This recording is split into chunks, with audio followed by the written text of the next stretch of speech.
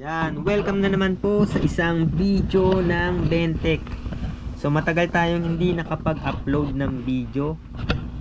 Nababasa ko naman po yung mga comment nyo dyan sa ating mga videos. Nagre-reply po tayo, kaya lang medyo na-busy ngayong nung mga nakaraang araw. So ang daming nagtatanong tungkol sa Wi-Fi repeater, kung paano daw i-reset. Yan, may nakita akong button dito nasa gilid, no? Kung ganito yung nabili yung Wi-Fi repeater, may button siya sa gilid. So panapakita ko lang na working yung Wi-Fi repeater ko. Dapat ganito yung ilaw niya. Tatlo yung ilaw, tapos etong power indicator nagbi-blink. Paano itong printer na to? Yan, check natin kung paano i-reset, no? Patayin natin uli yung ilaw. Ay, hindi na. Masyado kasing maliwanag, no? So, nandito yung button, no? Try natin i-press ng mga ilong press natin, no? 2, 3, 4, 5, 6, 7, 8, 9, 10. Ayan. Nawala na yung ilaw dito. Dalawa na lang. Tapos check natin sa cellphone ko kung nakikita pa yung yan o. Check natin dito sa cellphone ko. Yan, nawala na yung ano, no.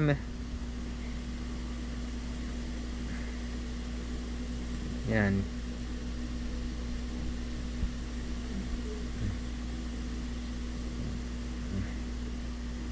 Meron pa rin siya pero wala nang internet.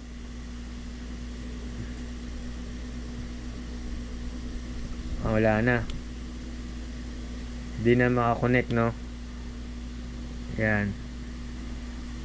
Wala na siya. So wala na. Na-reset na. Hindi na makakonect, oh.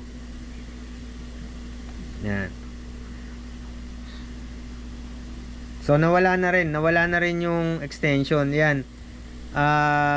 Makikita nyo na uli yung repeater 6. Yan, 67AA. Yan.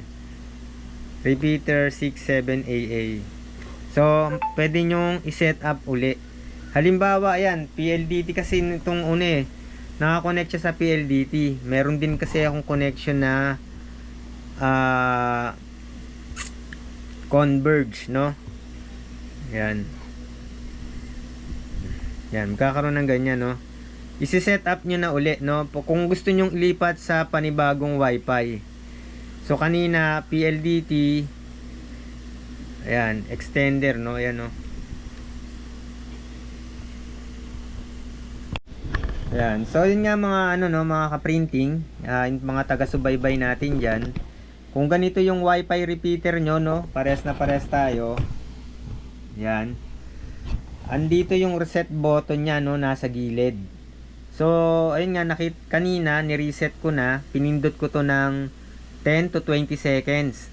Tapos, ayun, mawawala na rito yung Wi-Fi na may extension sa dulo. So, babalik na siya dito sa repeater 67AA, no.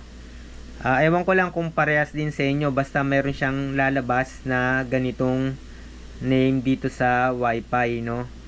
So ito yung PLDT ko, dalawa, isang 5G tsaka 2.4. Tapos ito yung Converge, no, isang 2.4G tsaka 5G.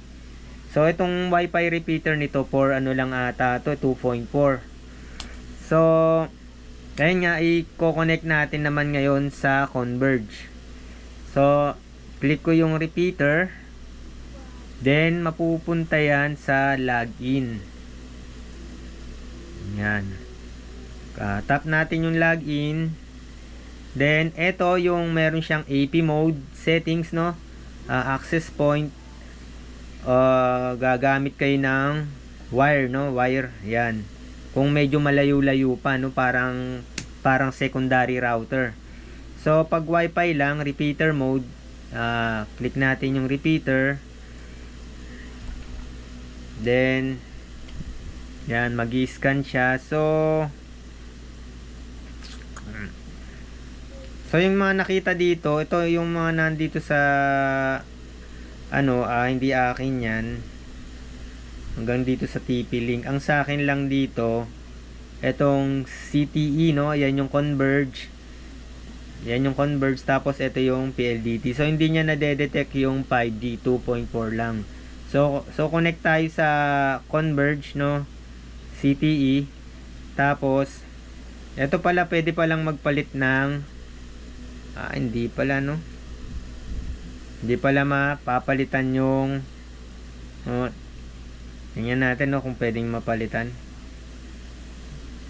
No, hindi pala pwedeng mapalitan.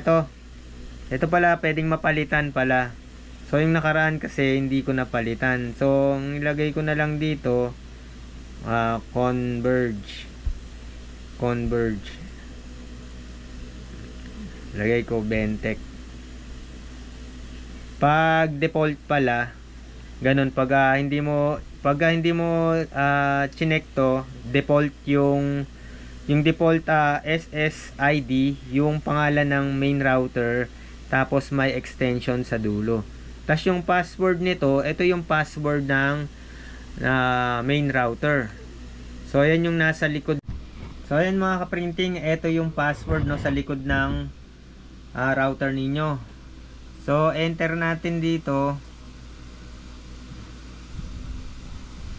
Ayan. So sa likod ng router ninyo, nandyan yung password. Kung hindi nyo pinapalitan, no, kino-customize yung password. Yung default password ng Wi-Fi ninyo, yung main router, mapa-converge man yan, Globe o PLDT, nasa likod ng router. So enter lang natin yung password. Yan.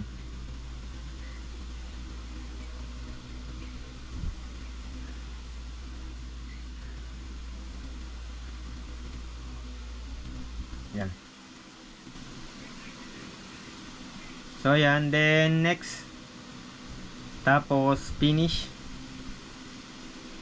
Yan. Ayan. So ngayon kung makikita nyo dito sa repeater, napatay natin ilaw. Nagkaroon na ng ilaw yung gitna. Ibig sabihin connected na siya. Yan, connected na siya. Ganito na yung normal na ilaw pag naka-repeater mode siya.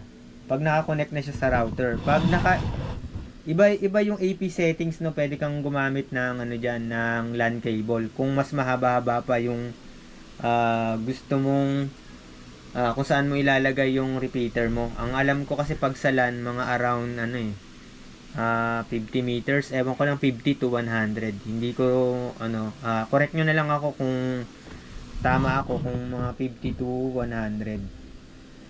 Kasi habang lumalayo yun, nagkakaroon ng problema yun, nagkakaroon ng losses yun, pwedeng bumagal. So yan, i-connect na natin dun sa repeater, no. Balik tayo rito, no. Check na natin uli.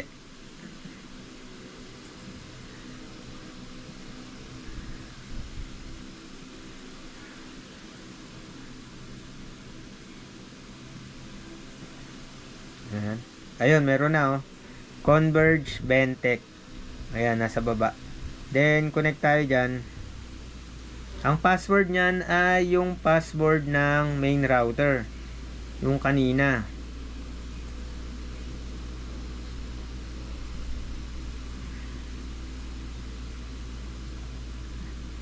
So kung papalitan mo yung password ng main router, kailangan mo rin palitan yung password nitong repeater.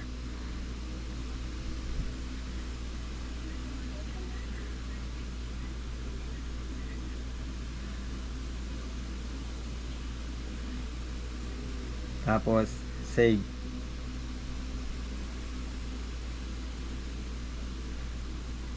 So yan, connected na, oh. Now check na natin kung may internet.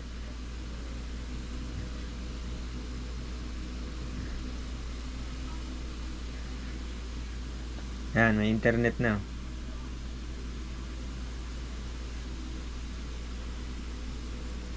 Ayan, meron na siyang internet, no? Tingnan natin, baka maka-copyright pa tayo dyan. Yung channel ko na lang.